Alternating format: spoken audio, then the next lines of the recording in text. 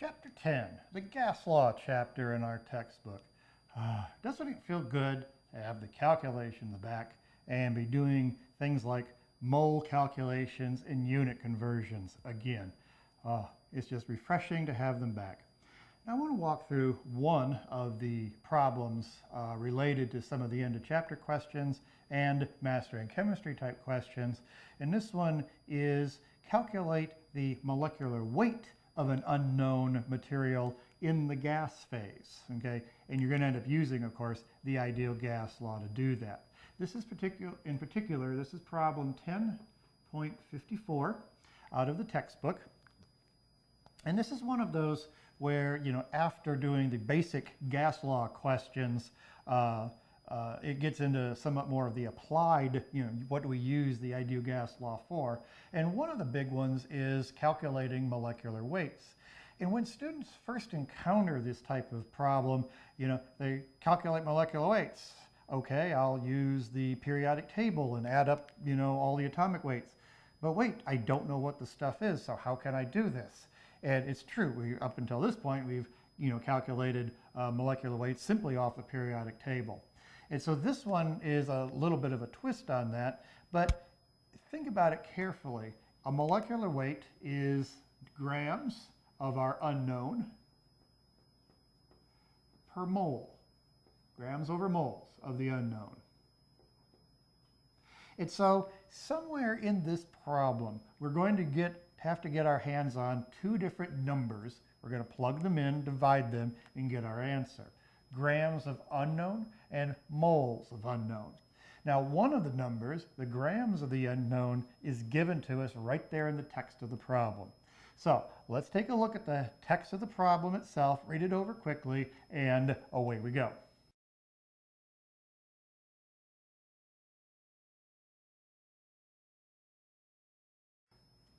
Reading through the thing, they tell us that we have an unknown material, we put it in the gas phase. The mass of the material, grams of unknown, is, and there it was, 0.846, 0.846 grams. So we've got that one out of the way. What we need now is moles. And like I say, moles, we usually calculate them from grams using molecular weights. We don't have that with us this time. So we have to have an alternative way of calculating moles. And in chapter 10, yes, indeed, it's going to be our dear, dear friend, the ideal gas law. Pivnert is going to come and save the day.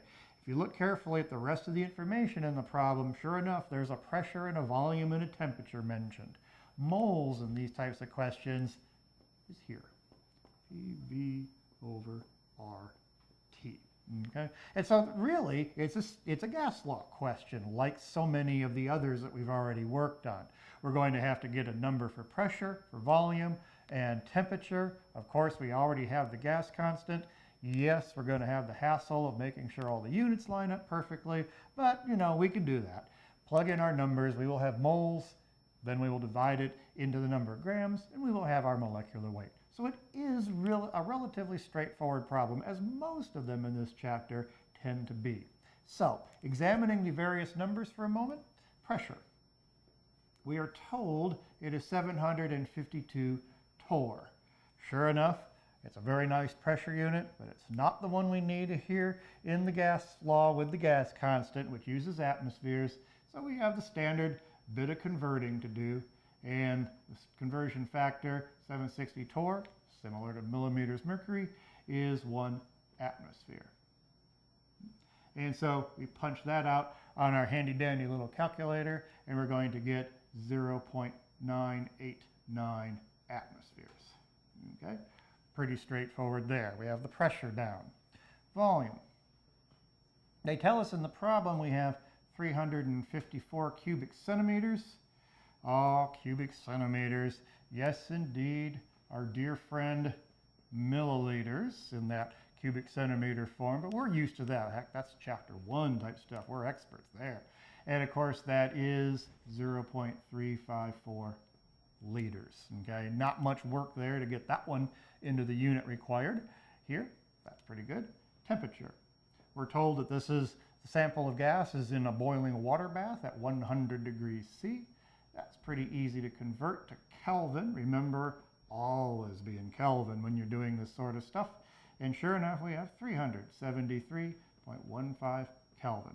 So here we have all three of the components necessary to calculate the number of moles, here using Pivnert, pressure, volume, temperature, all in the proper units. And so yes, indeed, we start plugging and chugging. 0.989 atmospheres times the volume, 0.354 liters, divided by, here it comes, the gas constant, 0.0821. Oh, what a load of units it has. Liters, atmospheres, per mole Kelvin, times 373.15 Kelvin. Oh, doesn't that look beautiful? And sure enough, you look at the units, make sure everything's lined up properly. We have liters canceling, kelvins canceling, atmospheres canceling. The only unit left that doesn't get crossed off here is moles. We're calculating moles. It's kind of convenient. It works out that way. And we do the magic calculator dance, and 0.0, there it is, 114 moles of whatever unknown material this is. So there it is. Grams, now we have the moles. Now we just simply put them together. We have, let's see, 0.846 grams of the unknown. We have 0.0114 moles of the unknown. One more magic little calculator dance, and out should pop 74. I think it comes out 73.99, but you know, what the heck. 74 grams per mole. And there is a perfectly acceptable molecular weight. There is the molecular weight of our unknown material. Okay? And so remember, in chapter 10, many of the, especially the later problems, require molecular weight or moles of something.